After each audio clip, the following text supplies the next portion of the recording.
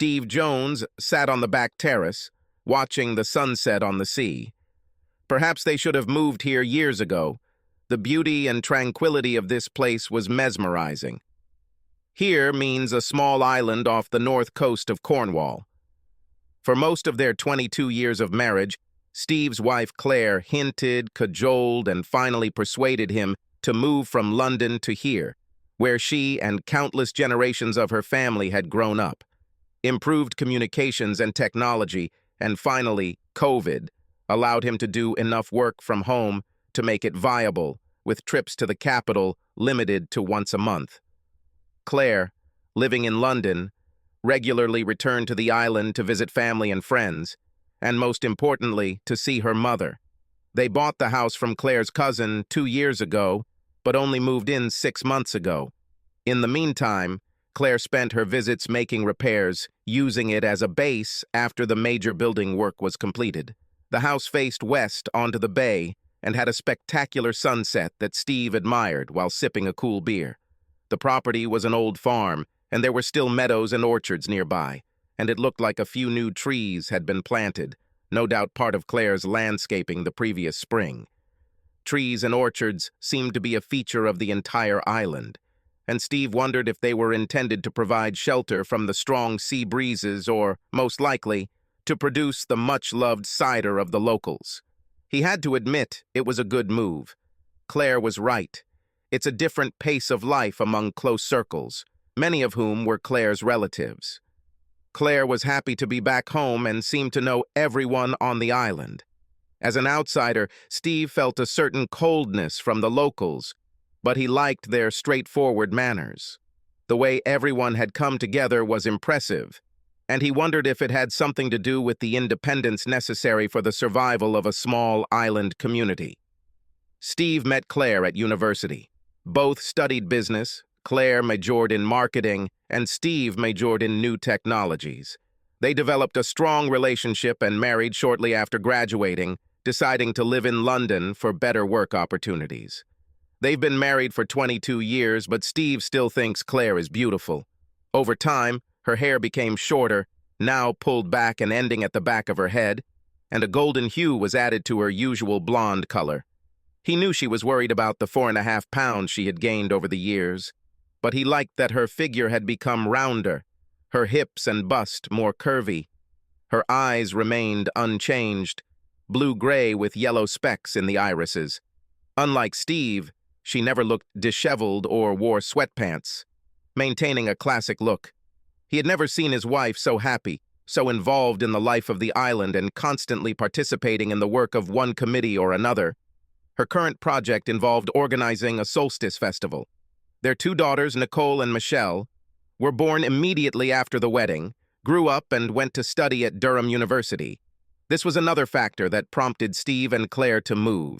Judging by their social media, the girls were enjoying university life to the fullest, but Steve was confident that they had time to get all the necessary work done, although Nicole tended to leave everything until the last minute. Steve was interested in the history of the island and enjoyed listening to old fishing stories in the local pub. There were several old books published, which gave an idea of the history of the island. These were kept in a small schoolhouse, which served as a library, as well as the village hall and venue for all social events. Steve looked around the attic of his house for the first time, thinking he might find something more about the history of the place. Mostly there were old beds, furniture, and toys. While digging around, he found an old box containing a handwritten manuscript called Tales from the Island. He made out the author's name, Melissa Taylor, and immediately discovered that it was his wife's surname. He sat down on a wicker stool and began leafing through. The handwriting was beautiful, a traditional font with swirls and flourishes, and the content was a mixture of stories and the author's experiences passed down through generations. Steve's attention was drawn to drawings of trees as he flipped through the pages. His eyes skimmed over the content. Some of it was faded and hard to see, but he could catch snippets. The tradition was founded in 1287. It was then, during the reign of the Plantagenets, that the law of the first night, also known as the jus primae noctis, law of the first night, was applied. As part of the marriage license, the ruling lord had the right to spend the first night with any new bride within his lands. Steve could remember a similar reference in the William Wallace movie starring Mel Gibson, but he was sure that this was a myth conveniently picked up by Hollywood to add a little voyeurism and excitement to the film's plot. Steve continued reading. Seeing the suffering this caused the groom, and in order to prevent any attempt at murderous revenge, the female elders spent one night with the groom. Over time, this escalated to one of the older women sleeping with the groom to ensure some parity for the couple.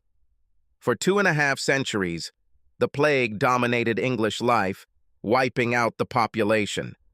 The island was not immune to the disease, and there were many deaths on it. Following a severe epidemic in 1622, there were concerns that the island's population might not be sustainable, and abandonment of the island was seriously considered. Sometime after this, rumors appeared about the substitution of partners on April Fool's Day. This was associated with efforts to populate the island, and widows were encouraged to seek partners among young men. At the outbreak of the Great War, almost all the men on the island enlisted in the British Army's PALs. Many young men did not return, so changes were made to the island's tradition to provide young unmarried men going to war with a surrogate partner before conscription. This practice was resumed to a lesser extent during the Second World War. The text goes on to detail Melissa's own experiences in the 1950s. The arrival of non-locals and the displacement of people undermine the tradition, but it still exists among some families. The elders insist that this is a tradition and that it has its value. Married women who have raised children are offered surrogacy for a young man who has reached the age of 18. For men, it relieves all the worries and pressure associated with losing their virginity. They also receive guidance from an experienced woman and end up becoming better husbands in the future. Divorce is unheard of on the island. This tradition also reduced the likelihood of unwanted pregnancy during adolescence. For women, it is seen as part of a community service, with a hint of reward after years of hard work raising children. Tradition also reduced the influence of the empty nest and the likelihood of illicit affairs. Melissa went on to talk about her own surrogacy for a fine young gentleman who had reached the age of 18, at which time she was 46. While her husband was busy with business, a young man, Robert, was working on their small plot of land, planting trees as a sign of renewal as part of the festival. His reward was time in Melissa's marital bed. The text gives the impression that Melissa's husband knew but never spoke about this arrangement. She described Robert's development from a shy and awkward teenager to a man. The first time was quick and awkward, but Melissa held him close, slowly making love. As the week went on, his abilities and confidence grew. It wasn't just the physical side of things. She explained to him her desires and feelings, as well as the important aspects of maintaining a successful relationship. Steve shook his head. Wow, what an amazing story, and began to wonder how much everything this is true. He could see some reason in the historical references, but everything seemed too far-fetched. All this could be the author's imagination, or she may have used it to justify her novel. A few months later, Steve was deciding when he needed to return to the city for work. Claire had a long shopping list that she wanted him to do, so he decided it would be best to add one day to it and another to see old friends. If he goes after the festival, he can return by next Saturday. Claire was thrilled, no doubt because Steve would be there to help with the festival preparations and that he had agreed to do her shopping. The festival day involved the entire island, with the day focusing on children's games and sports, with dancing and drinks planned for the adults in the evening. As the evening's program began, Steve was introduced to some of the island's residents he had not yet met, including John Fraser, his wife Angela, and their son Jake, who Steve thought was close to his youngest daughter's age. Jake Fraser introduced himself with a rather formal handshake, which was a little strange. But that moment soon passed. Along with the Taylors, the Frasers were one of the island's oldest families. Steve felt like an outsider again, while Claire and the Frasers discussed old family ties. Later in the evening, Steve noticed a group of young men looking at Claire. He couldn't blame them. Claire looked stunning in the summer dress she'd chosen, which certainly showed off her full breasts and shapely calves. The looks continued, which began to irritate Steve. He was about to approach, but Claire's mother beat him to it, forcing them all to hurriedly return to the cider bar. Steve laughed to himself, thinking that they must be a little wary of Claire's mom, Diana. On the other hand, he couldn't blame them. She was a formidable woman and the leader of the Council of Elders. Steve could see where Claire got her looks from. Diana Taylor remained a striking woman, more like Claire's older sister than her mother. He returned to watch the dancing, which seemed to involve all ages. Steve could feel the effects of the cider, but decided he could drink more. Everyone seemed to be in the same mood, and it took him forever to help himself. When he returned, he did not see Claire and began to look around. He was surprised to find her sitting at the table talking with Jake Fraser, who had moved away when Steve approached. "What do you mean?" Steve asked. "Jake is interested in carrying out some landscaping work. I asked about options and costs." "Do we have work?" "Yes, and there is a tradition of planting and renewing trees around the time of the festival, so that will be great." The mention of trees brought back memories of a manuscript Steve had read a few weeks ago. "So, Jake will plant trees?" "Yes, he can start next week." Claire looked at Steve. "Are you okay? It looks like you saw a ghost." Steve answered slowly. "What will Jake get in return?" "Money, of course, but we haven't agreed on the amount yet. Would you provide any other services in exchange for his work?" "What are you suggesting?" Steve continued. "So, this has nothing to do with the traditions of the island?" Claire hissed. What? What traditions?" "You know very well about the tradition of the solstice. You're in it? Planning to have sex with Jake Fraser while I'm gone next week?" Claire burst into tears and ran away. Steve stood there stunned. Hell, what if he was wrong and just falsely accused Claire? He was already beginning to regret drinking so much. His mind was clouded, and he couldn't think clearly. He began to climb up the single-track road towards their house. He needed a walk to clear his head. This walk was the longest of his life. Maybe he misunderstood something. Maybe he overreacted to this story. When I came home, Claire was not at home. He collapsed on the sofa, alcohol and fatigue finally getting the better of his thoughts, and he fell asleep. The next morning, he noticed that Claire had not returned home and thought that she might have spent the night with her lover, but he suspected that she was with her mother. This suspicion was confirmed when Claire and Diana appeared at the door. Her mother led the conversation, talking about not backing down, and she launched a verbal attack on Steve. There were so many words it was hard to keep track, but the gist of it was, how dare he talk to Claire like that? How dare he upset her? Nothing good comes from marrying a stranger. He was never good enough for her, and so on and so forth. Similar. He let her speak, looking at Claire with wet eyes. Finally, he had enough and raised his hand, trying to get her mom to stop. "I have a simple question. Is there such a tradition? And are you planning to go to bed with Jake Fraser next week?" Claire turned to her mother with a defeated look, and everything became clear to Steve. "Yes, Steve, some old families still have the tradition, or at least part of it. The Frasers have requested implementation of the agreement, and we are obliged to fulfill it. I asked Claire to think about it. It's about everything related to a boy reaching maturity. Sex is only educational in nature and talks about how to treat a woman correctly. This is not sex in your understanding and not an affair. This is a centuries-old tradition that has helped the island survive difficult times. It is an absolute requirement that we fulfill this role on behalf of society. We have no youth crime, no divorces, just happy marriages and families with strong ties. You probably noticed this yourself." Steve sighed. "So it's all true. Married women are entertaining thirsty young guys in the name of the public good." Diana replied, "Don't be so vulgar. You're a stranger and you don't know how important this is to us. It's ingrained in every story we hear growing up here.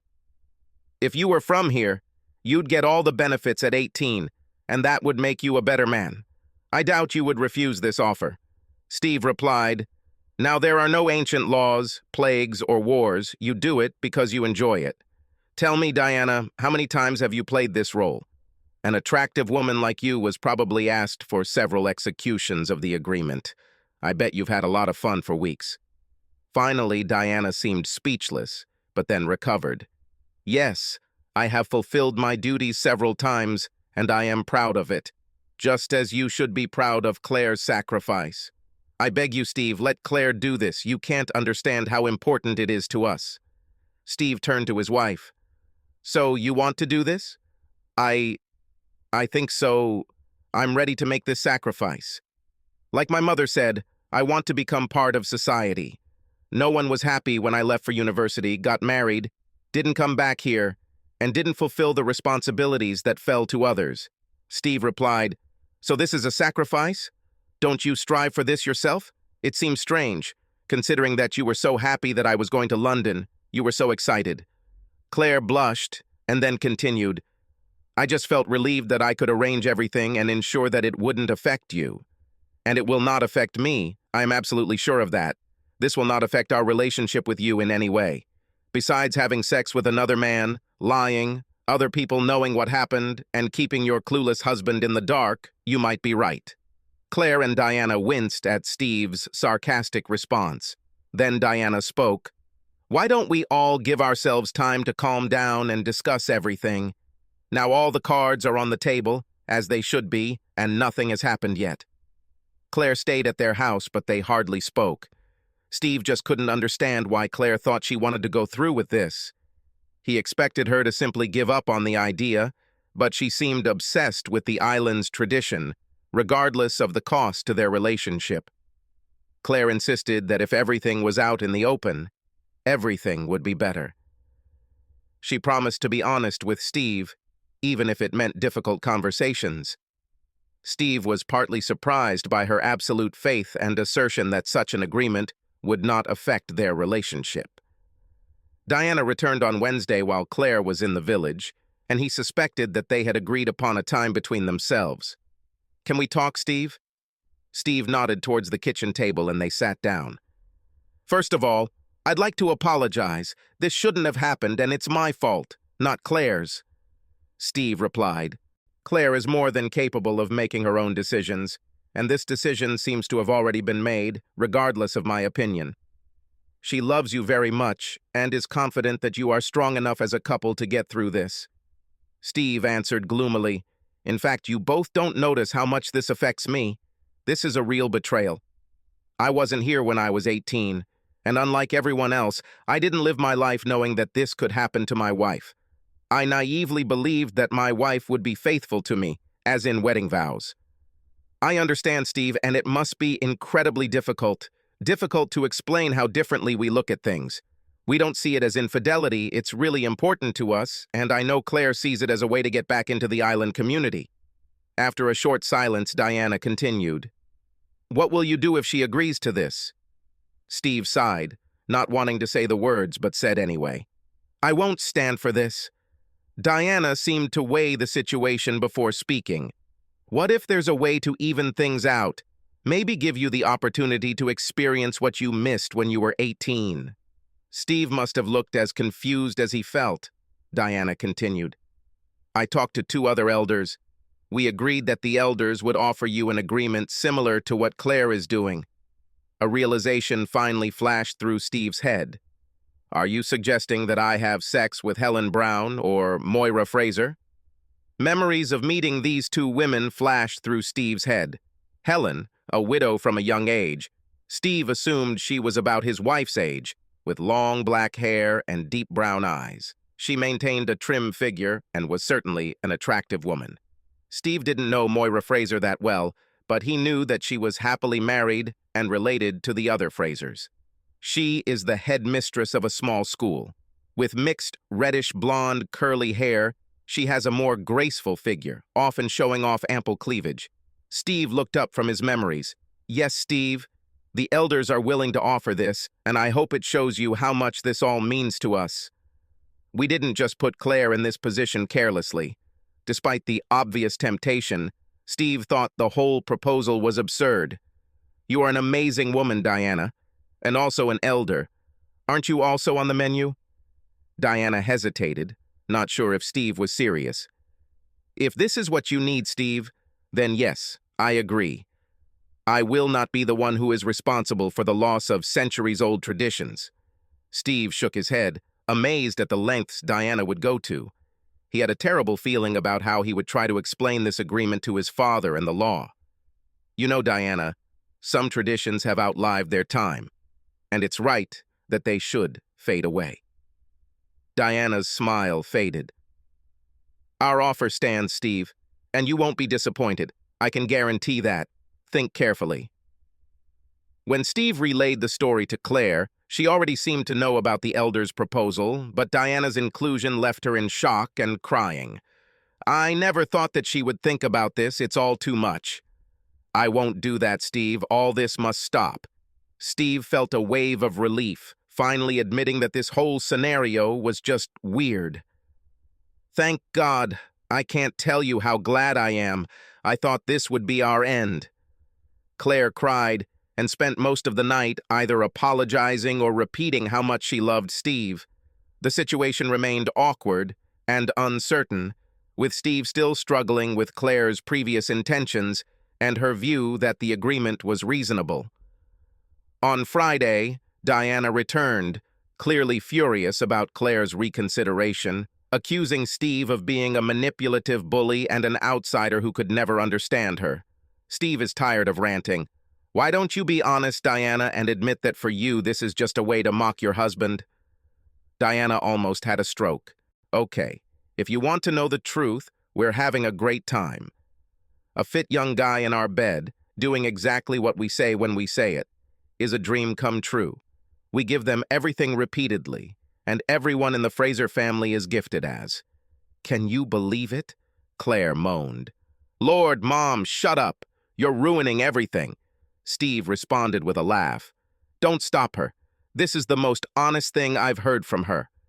Diana wanted to say something else, but Claire stopped her, asking her to leave and not come back until she agreed with her decision. It was the first time Steve had seen Claire confront Diana, and he couldn't tell who was more shocked when Diana ran out of the house. Over the next few weeks, the situation remained difficult. Claire constantly apologized for even considering this arrangement and for asking Steve to accept it. She was tied to tradition by her mother and did not think about the consequences. Steve was in a dilemma about going to the city for work. He couldn't put it off any longer, but the thought of leaving Claire on the island terrified him. Claire sensed his anxiety and insisted on going with him, taking time off from work. The gap with her mother grew even greater. They did not speak. And Claire never mentioned the tradition again. After much thought and worry, Steve decided that he needed to trust Claire and go on a journey alone. Claire again tried to convince Steve that she could come with him, but he knew that she was in the middle of working on a major marketing proposal and needed time to prepare. Claire promised daily calls and frequent contact. Steve went to London. Ferry, taxi, train, and subway meant that he was tired and collapsed on his hotel bed at 9 in the evening.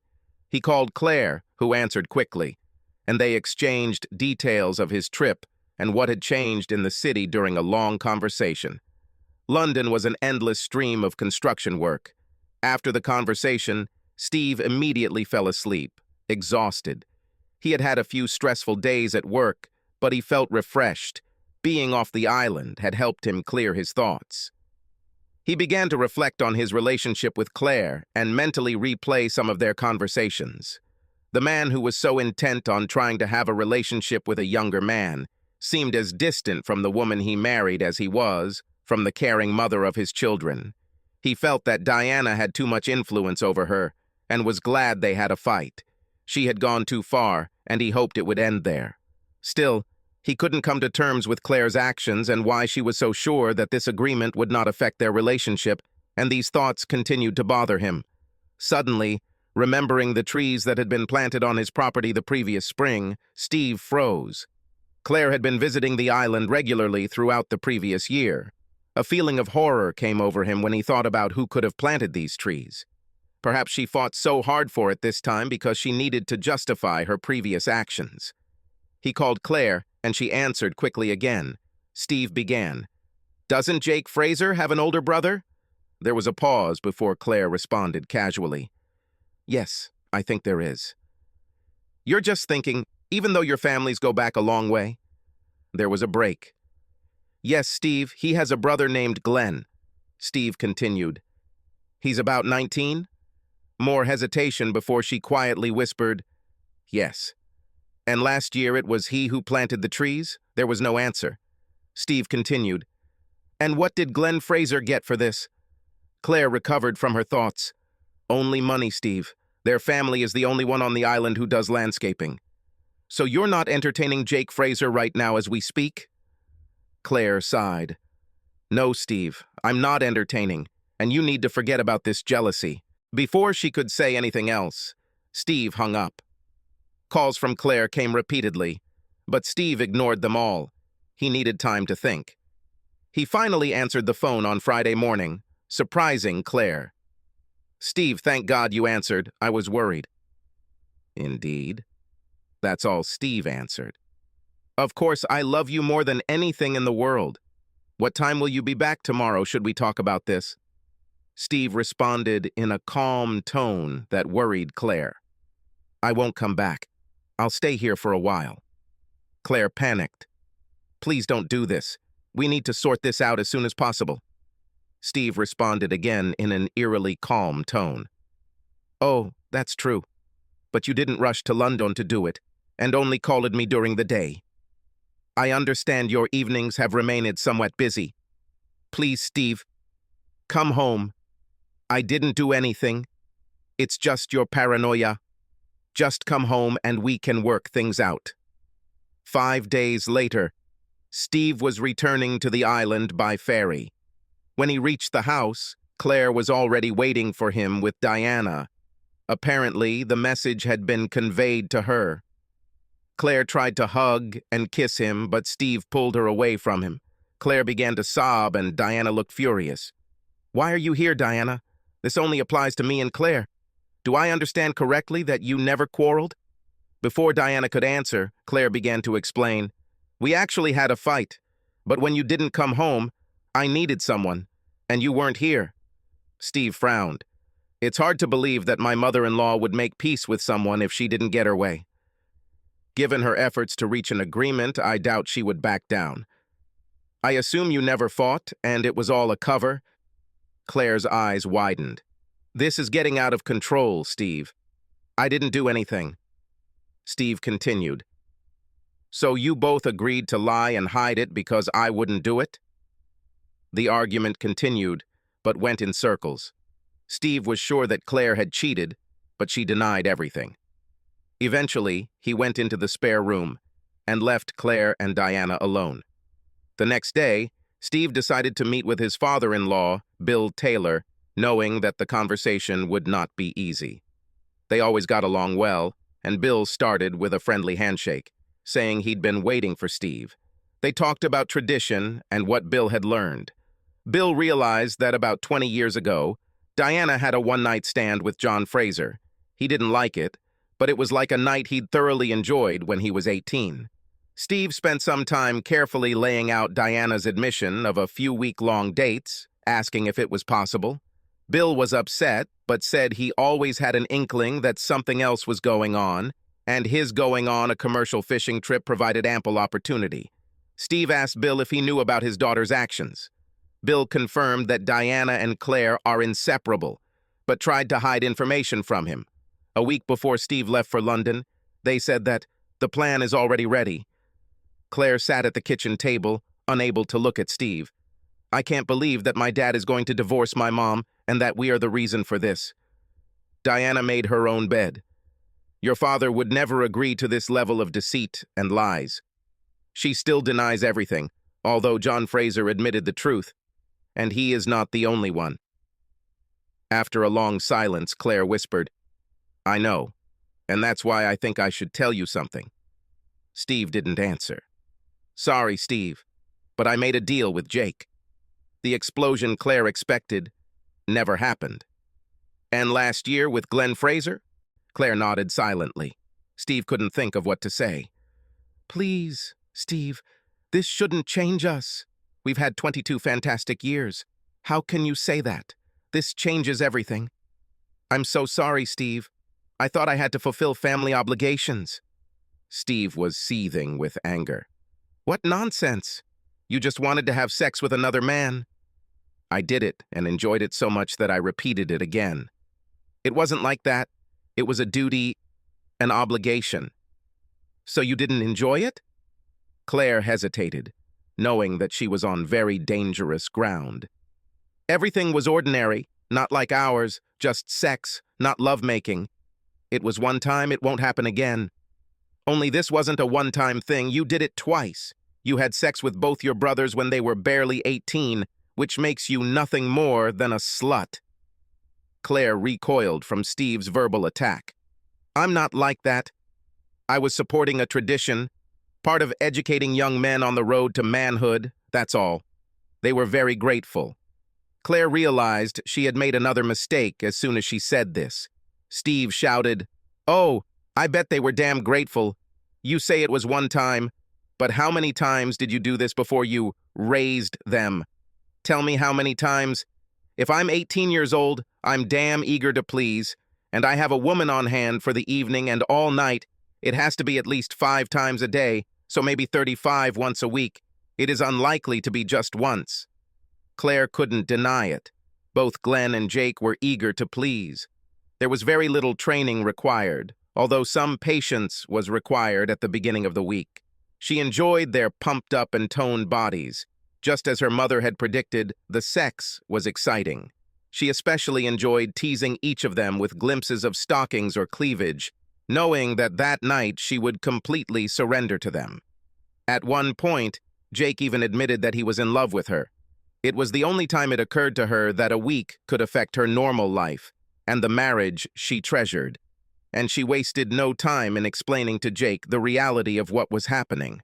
Steve's flow of speech continued. And what exactly does an 18-year-old need these days? I bet they had their eye on you from day one and you couldn't get enough, could you? Claire sobbed. It's not like that. It was supposed to be a fun adventure. It was just sex. I know it hurts your ego, but still, I only want you, and you are the one who makes me complete. Steve got angry. I would say it's more about trust and vows than ego. What about your wedding vows? Does tradition trump them? It's not ego when your life partner betrays you, and for what?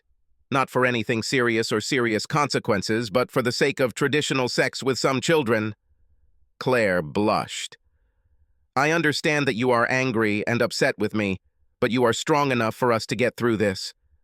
After Glenn, you didn't recognize anything, didn't notice anything, but we became closer. I thought it would be the same with Yakey. I didn't know because I trusted the woman I loved selflessly. Believe me, I will never do anything like that again. Should I believe you? Believe it? You must be joking. Claire almost shouted back. You can do it, I swear. I'm really sorry that I hurt you. Think about the wonderful life we still have left. We can go back to the way things were. Did you think about our wonderful life when you were planning all this and lying on your back? No, I would never have thought about this if I had known about the consequences. I would never intentionally hurt you. But I did it anyway. I know. And I'm really sorry. And what do you think came of it? Claire didn't know what to say. Obviously, you don't understand how I feel. You tore out my heart and soul. How the hell can you fix this, Claire? With that, Steve stormed off before he did something he would regret. He just kept walking, trying to clear his head, the beauty of the evening sunset doing little to improve his mood. When I turned back towards the village, I was surprised to meet Elder Helen Brown. Steve could barely return the greeting with a nod. Helen smiled and admitted that their meeting was not accidental. She saw Steve go out onto the path leading to the cliff and knew that she would be able to catch up with him when he returned. Helen offered to sit on a rock ledge and then cautiously asked Steve if he would tell him anything about his circumstances. Steve saw no reason for silence and told her everything. Saying it out loud did not lift the weight off his shoulders. Helen listened attentively without interrupting. He was hesitant to mention Diana's offer to have one of the elders have sex with him in exchange for Claire fulfilling her obligations, but decided that Helen had played a part in the whole saga and included it verbatim. When he finished, Helen was silent for a long time before she said, "Steve, I did not make such an offer. Diana never mentioned or discussed any agreements with me or Moira. This is not something we could consider. I can only think that Diana was trying to get you to admit or agree to sex with others outside of marriage to justify what they had planned." Steve was puzzled by her answer. Helen continued, "One more thing, Steve, these arrangements mostly disappeared decades ago, and even then it was only the first night, never a week. The only elements that lasted a week were housework or planting, with one night of union at the end. Maybe Melissa, Diana, and Susan acted according to circumstances." Steve just shook his head. Every time he began to come to terms with his wife's behavior, a new shock occurred. Helen continued by saying that she would speak with Moira and take the necessary steps to ensure that Diana was stripped of her elder status. As far as she knows, this has never happened before, and it will be a scandal. But Diana's actions are unforgivable. Nowadays, elders must engage in social activities and support the inhabitants of the island. Helen looked at Steve. "What are you going to do?" Steve shrugged. "I can't make her understand the consequences of her actions, but I would like her to feel what I feel now." They sat in silence for a while before Steve noticed a faint smile at the corner of Helen's mouth. "What is it that you are thinking about?" Helen's smile widened as she began. "What if you stay with me for a week? No joke. But we shouldn't tell Claire and Diana about this. We will say that I feel honored to accept the agreement that was offered on my behalf as an elder. So you give Claire a taste of her own medicine, and I get to torment Diana for dragging my name into all this nonsense." Steve was delighted at this prospect, but asked, "Won't this ruin your reputation? I'm still a married man, and everyone will think—" Helen interrupted him. "First of all, I don't care what people think. And secondly, I'm sorry to say this, but almost the entire island already knows about your situation, Steve." The thought of everyone knowing was another blow, but it was replaced by a pleasant thought that Steve shared with Helen. "No joke, but I would love to plant some trees for you. This will give Claire and Diana pause." They laughed together and quickly settled all the issues. Steve returned to his home and quickly packed his things. All he explained to Claire was that, on reflection, he had decided to accept her mother's kind offer regarding the elder of the island. And, under the circumstances, a week with another woman would be more than reasonable. He left Claire crying and begging him not to do it.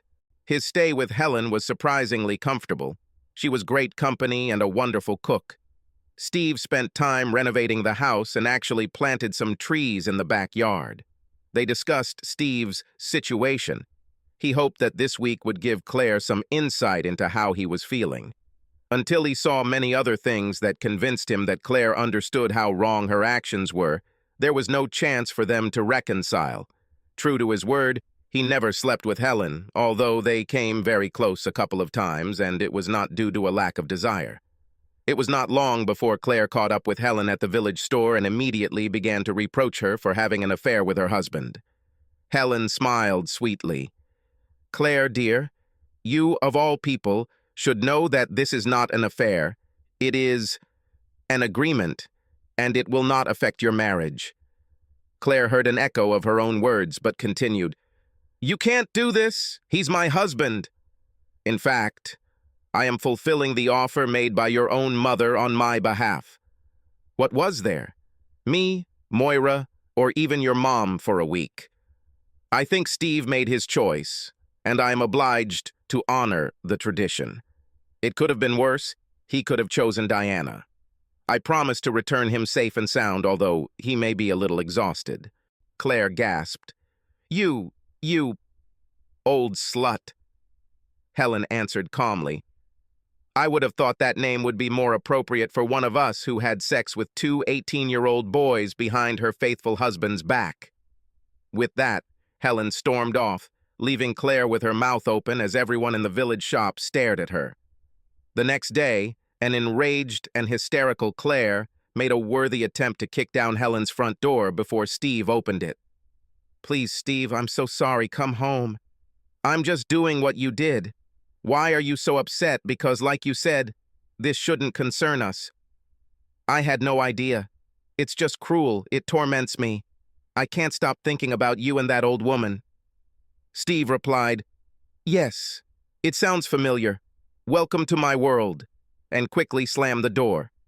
Steve returned to his home the following week and was greeted by a much more reserved Claire. Claire began, "I can't believe you did this to me, but I can forgive you if you can. I understand how you feel about all this. That's just what you think.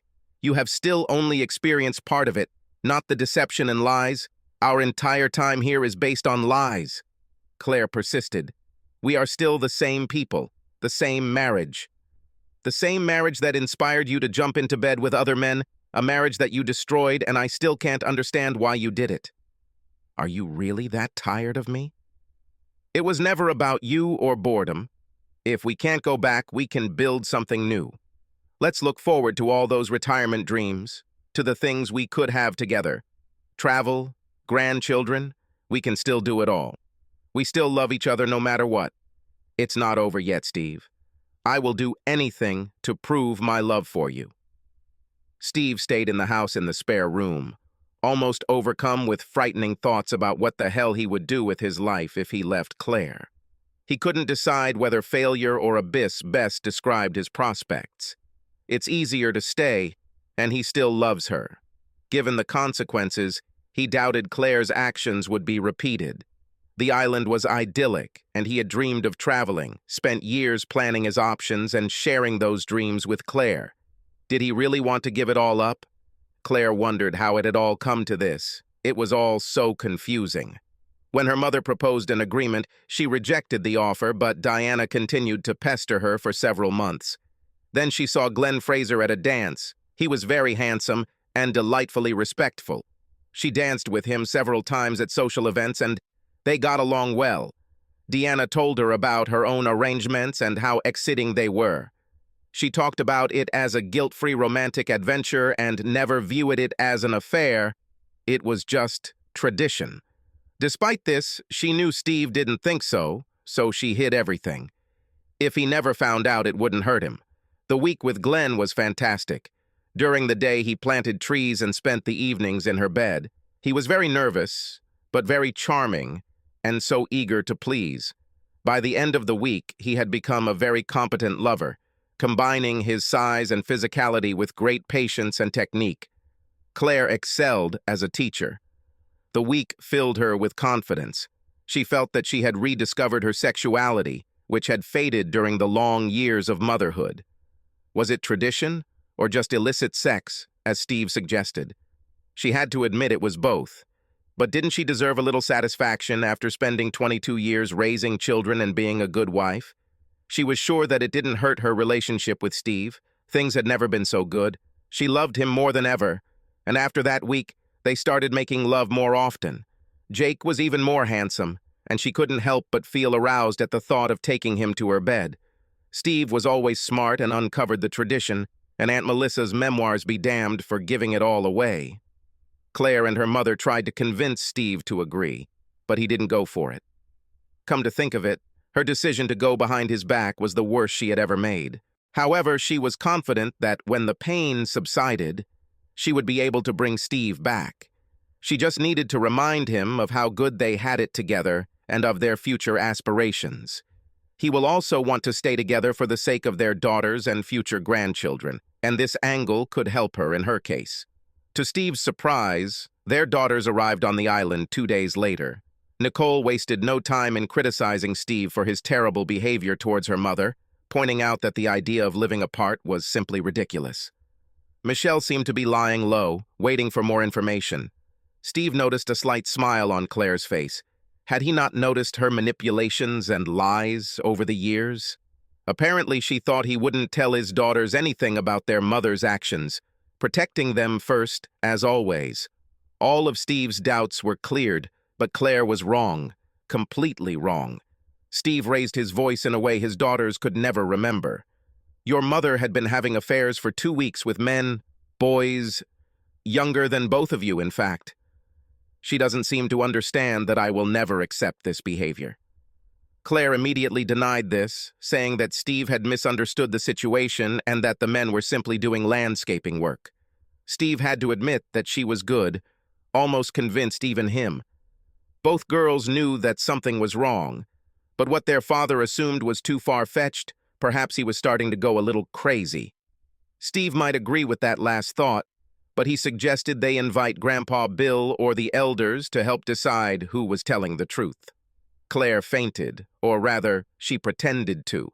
It wasn't very convincing. All three just looked at her in bewilderment and waited for an equally poorly conceived recovery. Steve looked at her with contempt. I can never trust you again. It's all over. There's no turning back or forward with flashing lights. How you will feel when you look in the mirror and know that you betrayed me? Nothing can erase that. And how will I feel looking in the same mirror if I accept this? We need each other, Steve. We always depended on each other. It made each of us stronger. I'm right for you, and deep down, you still know it. Don't throw away your life to punish me. I can handle it, Claire, but I won't let you destroy me, and I'll build a new life. We all have to live with our decisions and be true to ourselves. You will have to live with the fact that you cheated, lied, and threw away what we had. I will live with the fact that I left the woman I love, but you are not the one I took you for, not the good and kind person with whom I fell in love. I would like to return her, but not you. Steve left the island with his daughters and decided to rent an apartment closer to their university. In turn, the girls were shocked by the behavior of their mother and grandmother. He never returned. His last act was to burn the trees in the orchard. Claire looked at the orange glow with tears in her eyes. Bill helped Steve sell the house because Claire did not have enough money to maintain it. The divorces of Diana and Claire became a scandal and predetermined the fate of the remnants of the tradition. Diana became the first to be removed from her position as an elder.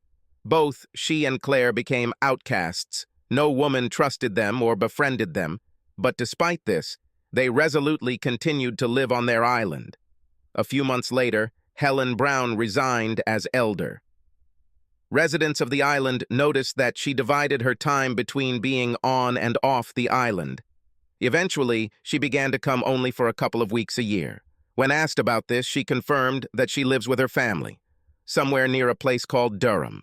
Subscribe to our channel so that your second chaff doesn't cheat on you, and go ahead and listen to the next story, because this story is nothing compared to the next one.